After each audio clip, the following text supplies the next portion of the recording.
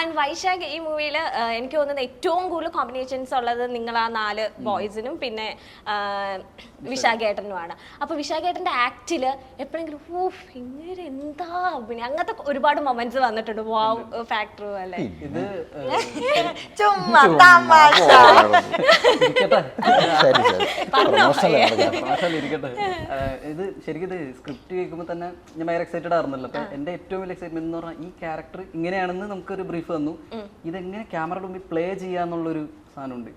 ഇതെങ്ങനെയായിരിക്കും ഇയാൾ ഇത് ചെയ്യാൻ പോണേ, ഷോ ചെയ്യാൻ പോകുന്നല്ലേ, ക്യാമറയുടെ മുമ്പിൽ ഇത് എങ്ങനെ ആക്ട് ചെയ്യാൻ പോകുന്നുള്ളത് ഭയങ്കര ഒരു ഇതായിരുന്നു എനിക്ക്. അപ്പൊ നമ്മൾ ഫസ്റ്റ് കാണുന്ന ദിവസം ഫസ്റ്റ് പുള്ളി ഭയങ്കര ജെന്റിൽമാൻ പോലെ വന്ന് എല്ലാവരും കാണുന്നു, ഹൈ ബ്രോ എന്നൊക്കെ പറയുന്നു, ഇങ്ങനെ നിൽക്കുന്നു. അപ്പൊ ചുമ്മാ റിഹേഴ്സൽ സീൻ ചെയ്യിപ്പിക്കാണ്.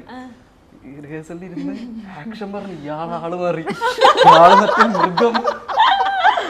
രണ്ട് കാലും കൈ ഇങ്ങനെ. ഇതില് ഏറ്റവും ചെറിയൊരു പയ്യനുണ്ട്, അവനെ ശ്രേയസിന്റെ ഒപ്പമാണ് ചെയ്തത്. അവർ രണ്ടുപേരോട് കോമ്പോ സീനായിരുന്നു.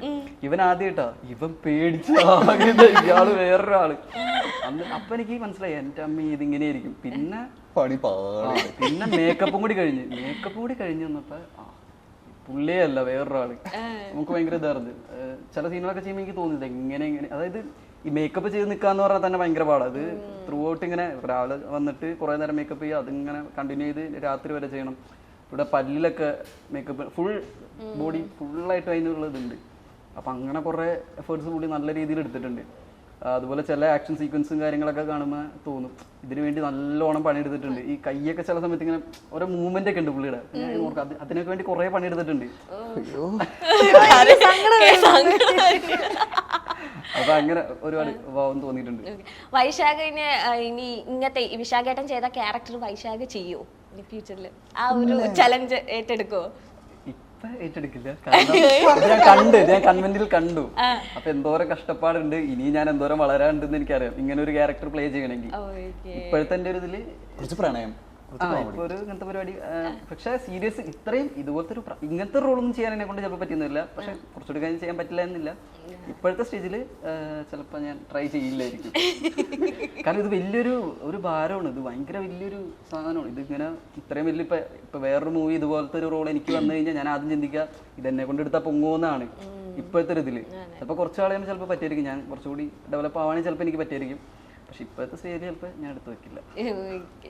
ആൻഡ് വിശാഖേട്ടൻ പറഞ്ഞിട്ടുണ്ട് എനിക്ക് ക്യാമറയുടെ ബാക്കിൽ നിന്ന് വർക്ക് ചെയ്യാനായിരുന്നു എൻ്റെ ആഗ്രഹം, എൻ്റെ സ്വപ്നം ഒക്കെ. പക്ഷെ അറിയാണ്ട് ക്യാമറയുടെ ഫ്രണ്ടിൽ വന്ന് പെട്ടു. പിന്നെ ഗ്രാഫ് അതിലൂടെ പോയി എനിക്ക് MBA ഒക്കെ എടുത്ത് അതേ രീതി പഠിച്ച് ഇങ്ങനെ ചുറ്റിക്കറങ്ങി ക്യാമറയുടെ ബാക്കിൽ വന്ന് നിൽക്കണത്. ഇപ്പോൾ ഒരു ആക്ടറായിട്ട് ഇത്രയും വലിയൊരു ക്യാരക്ടറായിട്ട് വന്ന് നിൽക്കുമ്പോൾ ഇപ്പോഴും ആഗ്രഹം ക്യാമറയുടെ ബാക്കിൽ തന്നെ പോയി വർക്ക് ചെയ്യാനാണോ? ആ സ്വപ്നം ഇപ്പോഴും മനസ്സിലുണ്ട്. എങ്കിലും ഒരു ദിവസം അത് റിയാലിറ്റി ആവുമെന്ന് ഇങ്ങനെ പ്രാർത്ഥിക്കുന്നുണ്ട്. അതെ, ഞങ്ങളും പ്രാർത്ഥിക്കുന്നു. അത് എപ്പം മുതൽ തുടങ്ങിയതാണ് ആ ഒരു ആഗ്രഹം? സ്കൂൾ തൊട്ട് തന്നെ. സ്കൂളിൽ ഒരു 10ാം ക്ലാസ് ആയപ്പോഴത്തേക്ക് ഈ ഭ്രാന്ത് തലയ്ക്ക് പിടിച്ചു. പിന്നെ അവിടെ നിന്ന് അങ്ങനെ നോൺ സ്റ്റോപ്പ് ഷോർട്ട് ഫിലിംസും നാടകവും അതൊക്കെ ആയിട്ട് അങ്ങനെ ആ ഒരു ട്രിപ്പ് അങ്ങ് പിടിച്ചു പോയി. ഫൈനലി ചെന്നൈയിൽ തിയേറ്ററൊക്കെ ചെയ്ത് നടന്ന ഒരു കാലം ഉണ്ടായിരുന്നു. അപ്പോഴാണ് ആനന്ദം സംഭവിക്കുന്നത്, സിനിമയിലേക്ക് ആസ് ആൻ ആക്ടർ വരുന്നത്. പക്ഷേ ഐ തിങ്ക് ഗോയിങ് ഫോർവേഡ് ഇപ്പോൾ എനിക്കൊരു പടം മേ ബി ഡയറക്റ്റ് ചെയ്യാനുള്ള ഒരു പക്വതയും അതിനുള്ള ഒരു പേഷ്യൻസും അതിനുള്ള ഒരു നോളജും ഇപ്പോഴാണ് എനിക്ക് എന്താ പറയുക വന്നതെന്ന് എനിക്ക് തോന്നുന്നത്. ആ ഒരു കോൺഫിഡൻസ് എപ്പോഴാണ് വന്നത്. ഇപ്പം ഇങ്ങനത്തെ ഒരു സാധനം എടുത്താൽ മേ ബി ഒരു 5 years ago എന്നെ കൊണ്ടെടുത്താൽ ചിലപ്പോൾ പൊങ്ങില്ലായിരുന്നു ഒരു സിനിമ ഡയറക്റ്റ് ചെയ്യാന്നുള്ളൊരു സാധനം. പക്ഷെ ഇപ്പോൾ I think I can. May be hopefully ഒരു 1 or 2 years സാധനം ചെയ്യാൻ പറ്റുന്നതാണ്. അതെ, ചെയ്യട്ടെ, നടക്കട്ടെ എന്ന് ഞങ്ങളും പ്രാർത്ഥിക്കുന്നു.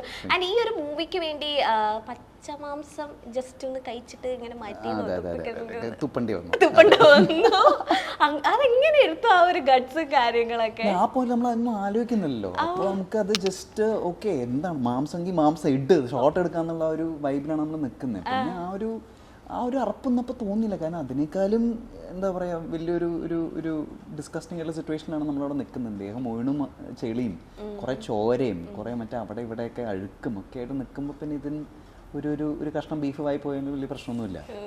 അപ്പോൾ പക്ഷേ രസമായിരുന്നു. അതുകൊണ്ട് നമുക്ക് മറ്റേ പ്രോസ്തറ്റിക്സ് ഒന്നും വെച്ചിട്ട് അത് ശരിയാവുണ്ടായിരുന്നില്ല. ഒരു റിയൽ ലുക്കും ഫീലൊന്നും കിട്ടുന്നുണ്ടായിരുന്നില്ല. അപ്പോൾ ആസ് എൻ ആക്ടർ ഓൾസോ നമ്മളും ശരിക്കുള്ള മാംസം കടിച്ച് കീറുമ്പോൾ കിട്ടുന്ന ഒരു എന്തോ ഒരു എക്സ് ഫാക്ടർ ഉണ്ട് അതിൽ. അത് ചെയ്യുമ്പോൾ അത് കിട്ടും. ഓക്കെ.